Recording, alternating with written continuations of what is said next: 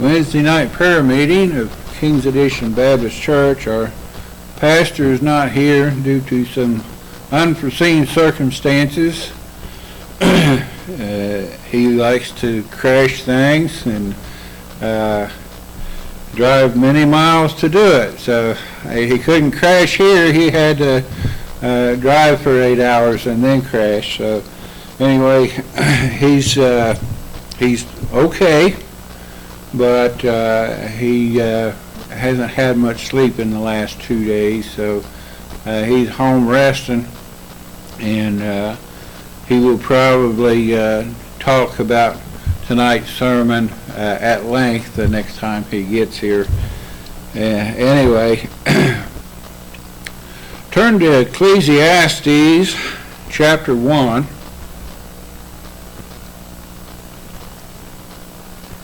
And we're going to study about vanity.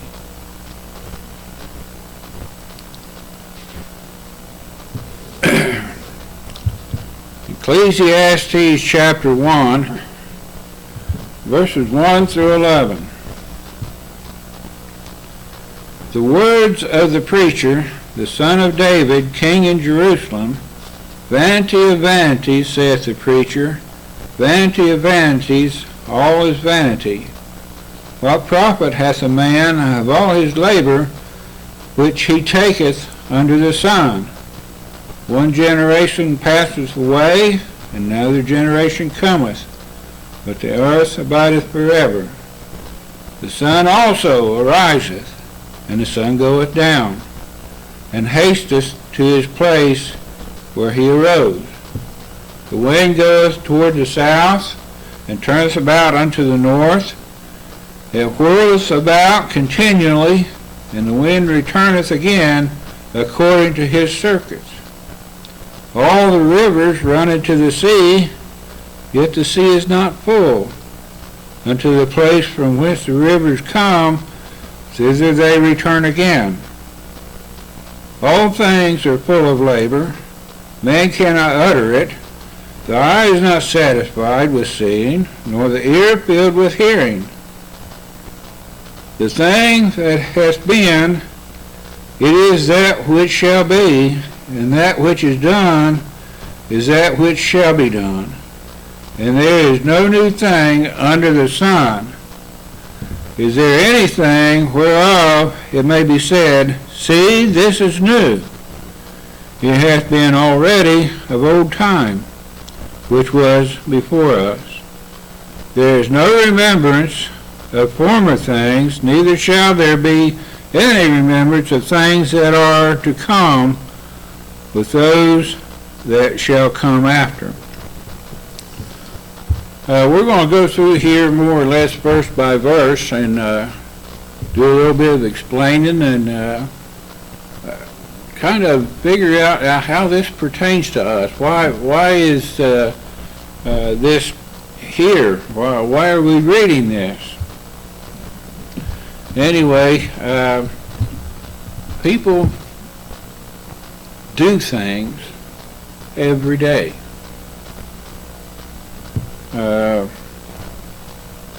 We read the first two verses here.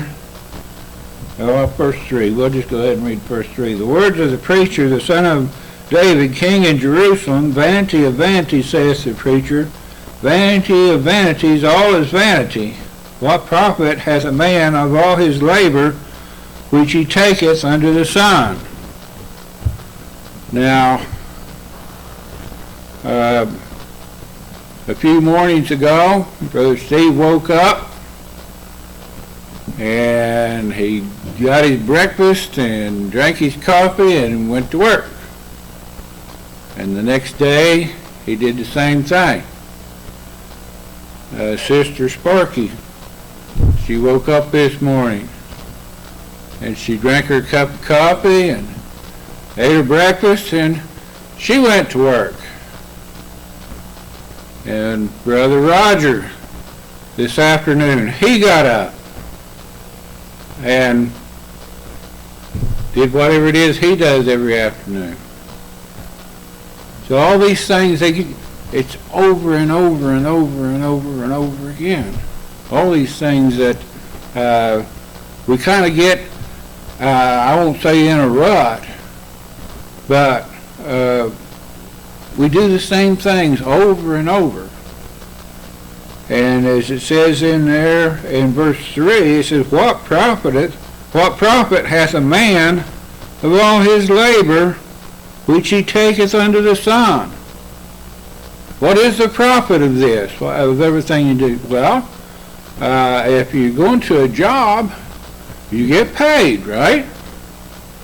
Well, hopefully you get paid.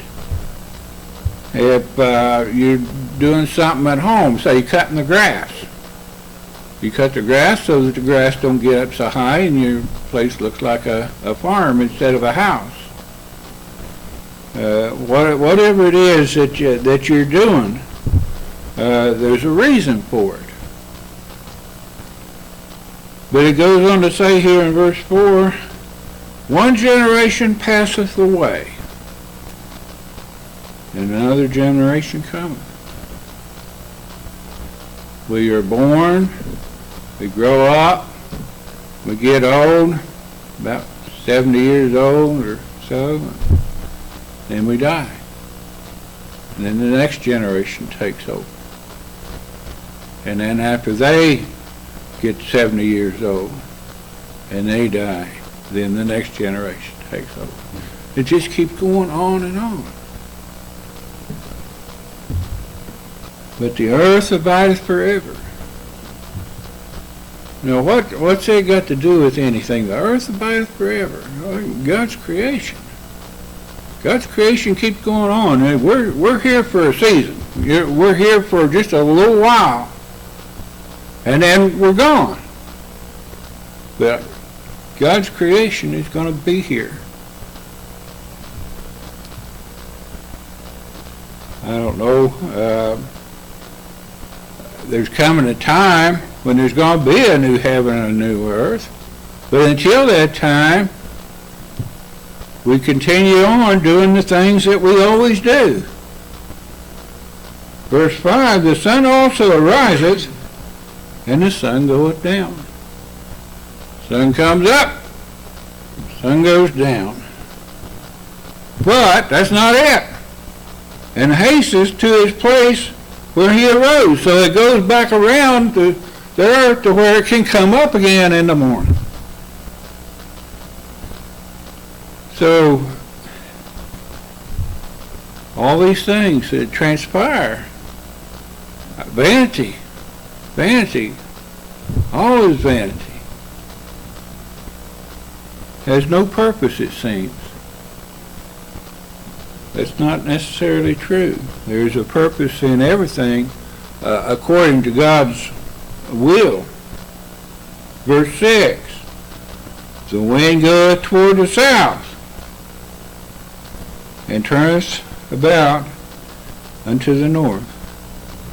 It blows south for a while, then it'll blow north for a while. Same air. It whirleth about continually, never stops. You might say, well, it's a still night. Well, yeah, it can be a still night here, but somewhere the wind is moving. Somewhere. And usually in multiple places. So sometimes the wind's going this way and sometimes the wind's going that way. So depending on where you're at. And the wind returneth again, according to his circuits, the way it's supposed to go. We get most of our weather out of the northeast, the bad weather, I mean. Most of our good weather comes from the west. And here lately we've got some fairly bad weather out of the west. When Texas was having all their extreme things. We got some snow too. That's long gone now. And they had another big storm out in Colorado, but we didn't get it. We didn't get it. We got a little bit of rain, but we didn't get the big snows.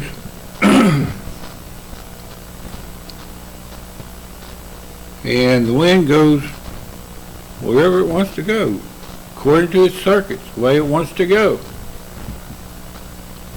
Verse 7, all the rivers run into the sea. Now this is the one that I like, all the rivers run to the sea, because we got a lot of people nowadays talking about global warming and how this is melting and that is melting, and all of the water is running into the sea. Yet the sea is not full. And I've seen pictures taken of places that were should have been underwater by now, according to the experts, and the water is in the same place. So the rivers run into the sea, the creeks, the streams, and the ocean's never full. Sea's never full.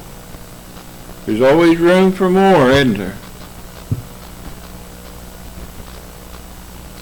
Unto the place from whence the rivers come, thither they return again.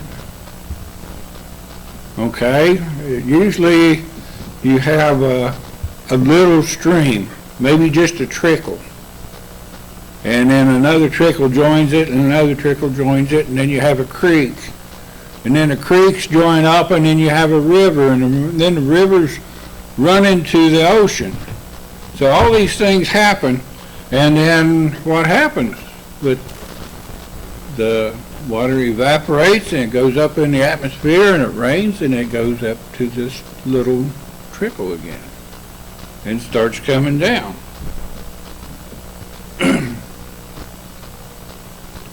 Verse 8, all things are full of labor. Now,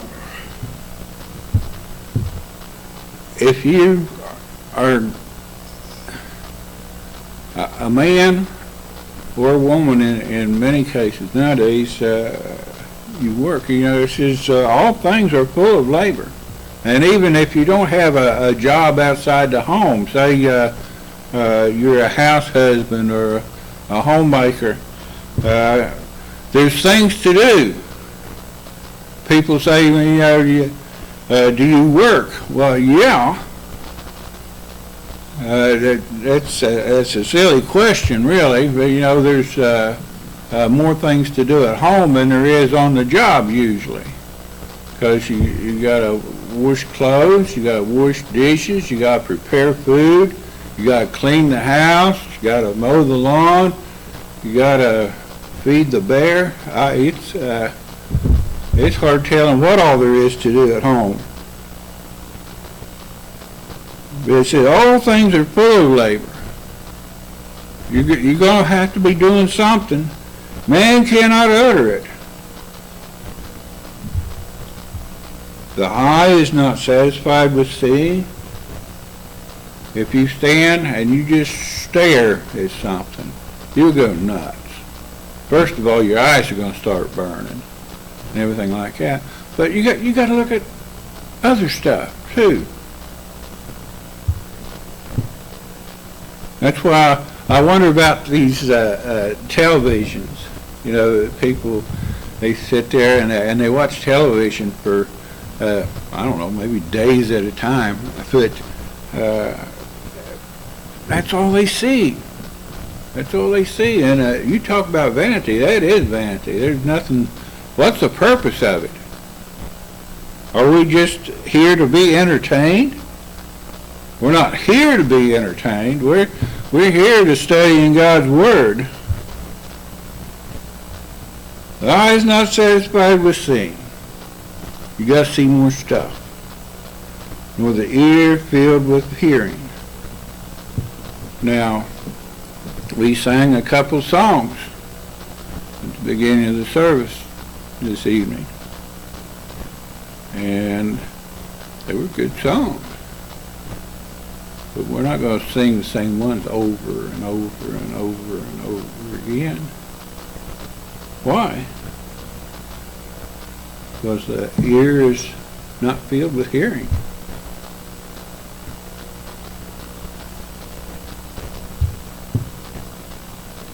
Verse 9. The thing that has been It is that which shall be. Things that happened yesterday are going to happen today. The things that happen today are going to happen tomorrow. Well, by now you're starting to think, well, why bother? And that's where we're starting here. Vanity, says the preacher, all's vanity.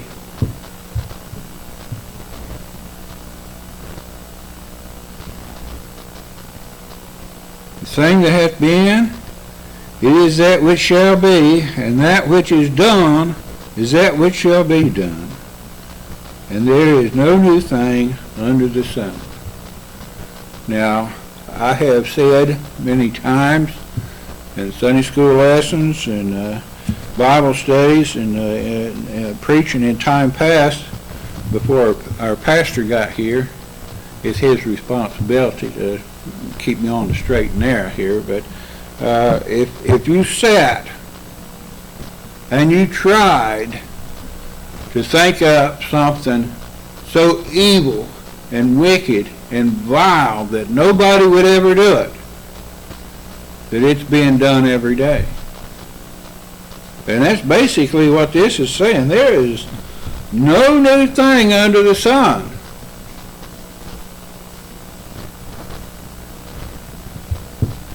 Verse 10, is there anything whereof it may be said, see, this is new?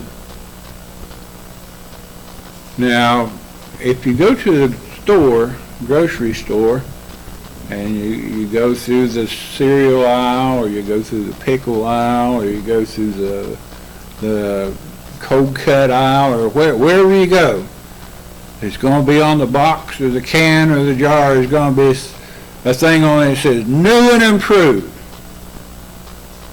Is there really any such thing as a new and improved pickle? Think about it. Is there any such thing as new and improved Cheerios? No. The things that are the things that are going to be.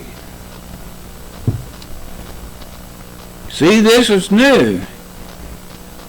What does he say? It hath been already of old time, which was before us, even before us.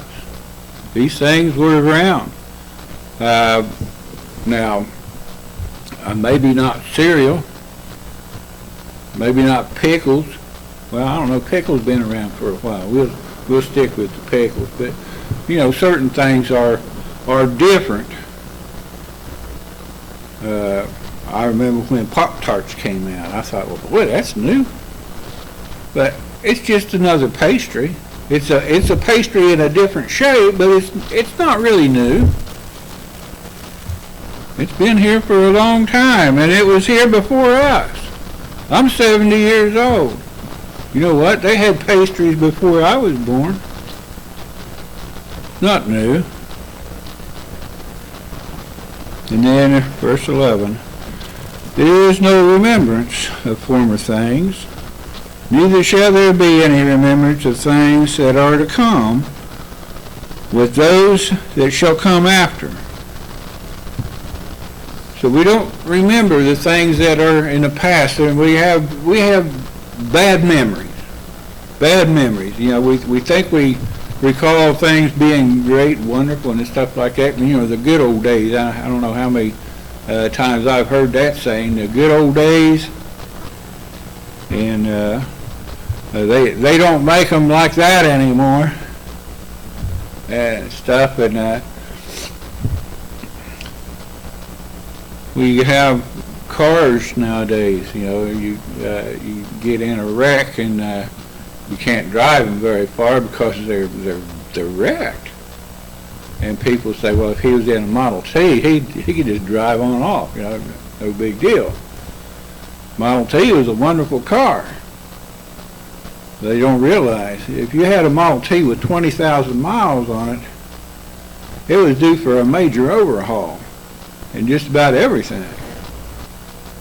The cars we have nowadays, well, the Mighty Impala, that's the car that Connie and I have. It's got over 200,000 miles on it. Does that mean that it's better?